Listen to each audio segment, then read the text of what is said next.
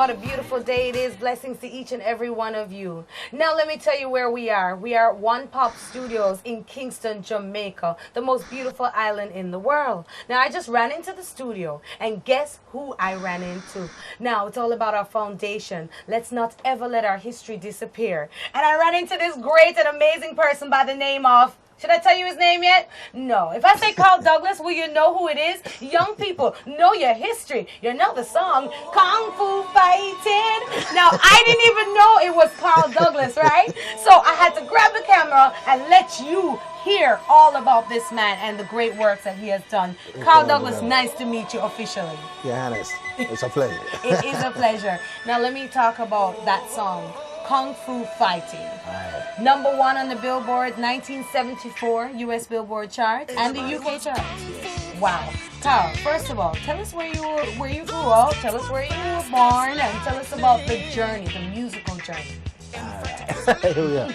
I was born actually right here on the island. I was born in a place called Admiral Town, if you know it. And then I started growing up. I moved to Campbelltown, where the family relocated. And from there, I was traveling to visit the rest of the family, so occasionally in America on vacation. And one of the times of coming back to Jamaica, because my grandmother Douglas passed away, then Grandma Gail decided the best thing was to do was to send me to Europe where my mother was. I was so shocked because all my brothers and sisters were either here or in America, and there was I being troops off all the way to Europe. So your mother's Jamaican as well? Yes. And she had moved and relocated to the UK? Yes. Okay, so that's the journey. As a kid down here and going back and forth to America, many elements of the family were into different sides of religion. We had Catholics, we had Anglicans, we had Baptists or Methodists, and we have Apostolic. No Rastafarian or not Muslim or Buddhist at that time. Not yet. Not in our culture. No, that wasn't popular yet. Right. You see? So I decided this knowledge that I'd gained from the religious background of singing in the church. In the church, I would occasionally do it semi-professional at parties and things like this in England. It happened that I also played soccer for many years for semi-professional teams in England. Like our great Bob Marley. Exactly. And on one of these occasions, we had a party. And there was a young group playing, which everybody thought was pretty nice, called the Charmers. Lo and behold, somebody went behind my back and told their manager that, listen, we got one of our players who's a pretty good singer. He comes from Jamaica. And they said, oh, does he do reggae and ska and things like that? I said, no. He has this American background. He does R&B and rock and roll. A Jamaican doing R&B and rock and roll in England. In England. When everybody expected it to be reggae. Reggae, but was reggae calypso. popular at that time in England? What year are we looking at? We're looking at about 63. Okay. 1963. It hadn't started it was still ska and blue beat and of course calypso, right? So that Jamaican element hadn't really settled in yet, but we had many artists like Millie Small, My Boy Lollipop, Chris Blackwell. Yes, and all and who were airing those people in clubs. Okay. Right. And so there was this Jamaican element that started to catch on, which led to parties, right? Big sound system parties, right? And I was kind of attracted to this kind of lifestyle. And even though I was an athlete and shouldn't be up late at nights and things like this, I was being tempted. Right? That was your calling. It seemed. After singing at this football function, 2 weeks later, the manager of the group called my mother one evening and asked if I was going to join the group. The Charmers? Yes. She not knowing anything about this. Asked me, what's this man talking about, group? Right? It's nothing to do with nothing bad. I said, no, it's a singing group. She said, oh, so you're going to sing? So I had to do some research on this kind of lifestyle. Would it be profitable? So I started going, sneaking off at lunchtime from college. But it wasn't do anything bad. It was to go and watch some of these guys like Cliff Richard and Rory Storm and all these guys working out in this little club called the Two Eyes. The Two Eyes. The Two Eyes. Where exactly is that? That was in Soho. In Soho. In Old Compton Street.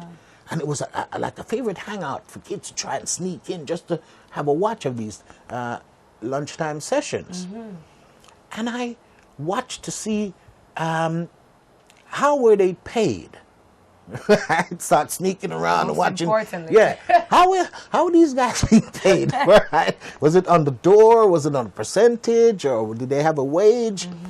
And found out that it was on a sort of percentage, because the amount of people that they attracted, they got a percentage of the gate, or a percentage of the alcohol or so.